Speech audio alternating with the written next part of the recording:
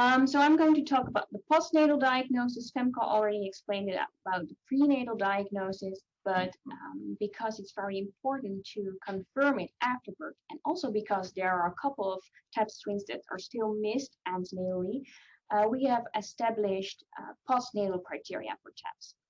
So if there is a suspicion of TAPS after birth, it's important to draw blood from both the babies and to perform a full blood count and look at hemoglobin and look at reticulocytes. Hemoglobin is a component of the red blood cells and reflects the number of red blood cells in the blood of the babies. So in the chronically anemic donor, one would see a low value of hemoglobin.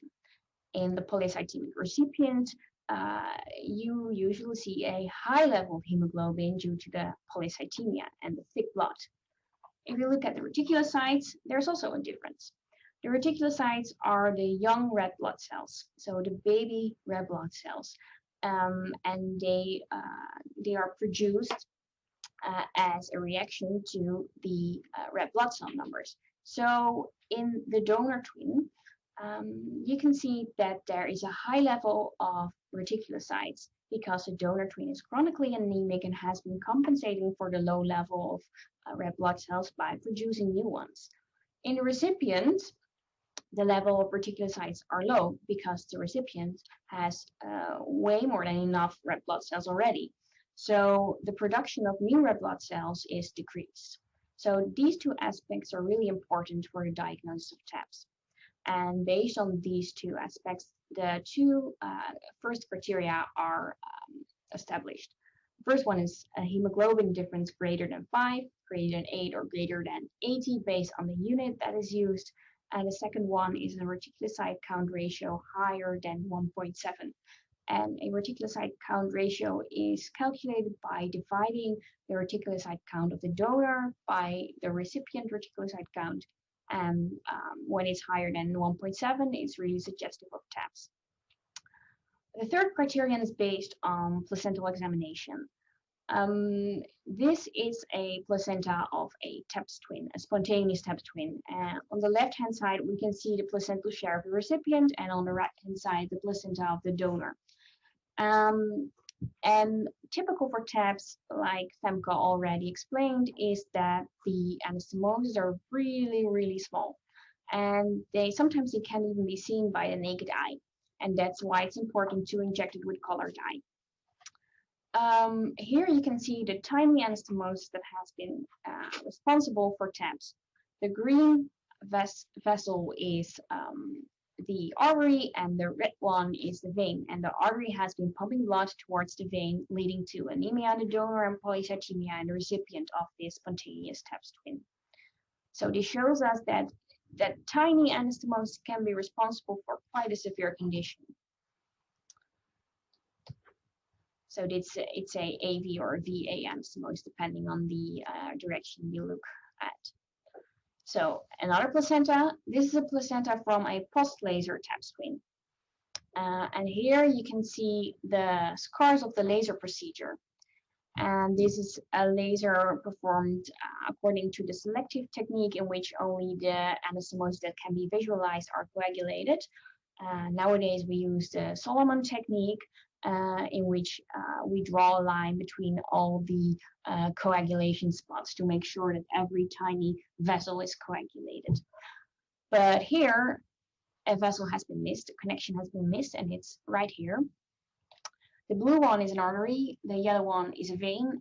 So this tiny artery has been pumping blood towards the tiny vein, causing the donor again to become anemic and the recipient to become polycythemic. And in post-laser TAPS, you usually see these connections close to the margin of the placenta, where they are more likely to be missed during the laser procedure. So looking at the placenta is really, really important to confirm the diagnosis of TAPS. And these placentas and TAPS are really characteristic. So these are the criteria. There only has to be minuscule anastomosis present at the vascular equator. And a question that we get asked a lot is, can TAPS also happen at birth or after birth?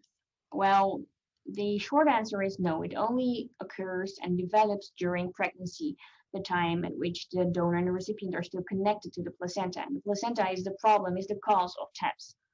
But we also get why this question is being asked, because sometimes TAPS is confused with acute peripartum TTTS.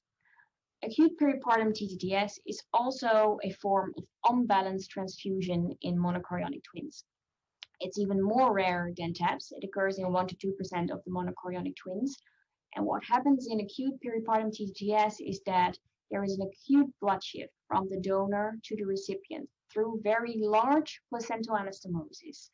And we do not know why it occurs. Maybe it's due to the fetal positioning or due to uterine contractions, but it happens during delivery. And what happens is that the donor loses blood very quickly, making it hypovolemic and acutely anemic, and the recipient, it receives all that blood and becomes acutely polycythemic. And in these twins, they are also pale and red, and they also have a very high hemoglobin difference. So it's easily mistaken with TAPS.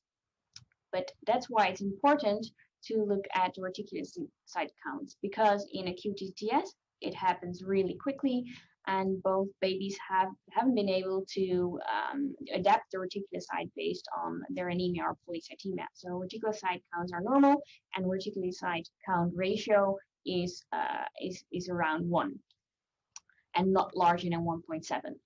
And on the placenta, you have to look at the placenta, inject it with color dye, and then you can see large anastomosis and at least one arterial anastomosis, which is large and which allow for a large transfusion. So one could ask, but if they are both anemic and polycythemic, why should we distinguish between the two? Well, that is because acute peripartum TTTS and TAPS, they require different treatments postnatally. Acute peripartum TTTS is an acute problem, and mostly the donor has the complications. The donor is hypovolemic and acutely anemic and needs prompt treatment with fluid resuscitation and acute transfusion. In TAPS, the donor is chronically anemic and is really used to the anemia, and it's not hypovolemic, so volume is okay.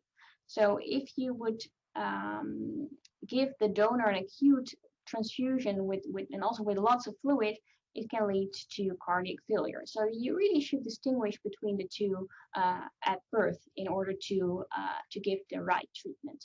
So that's why it's important to check for TAPS antenally, but also to do this diagnostics.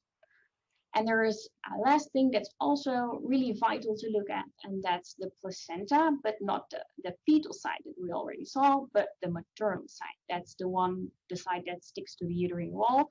And in TAPS, you can see a large difference in color in line with the color difference of the skin at birth. But in acute TTTS, the placenta is just equally colored. So we always say to caregivers, flip the placenta, look at the other side if you're doubting the diagnosis of TAPS, and if you see a large difference, then it's more likely to be TAPS and not acute peripartum TTTS. So I hope that all this information, that you got answers to your questions.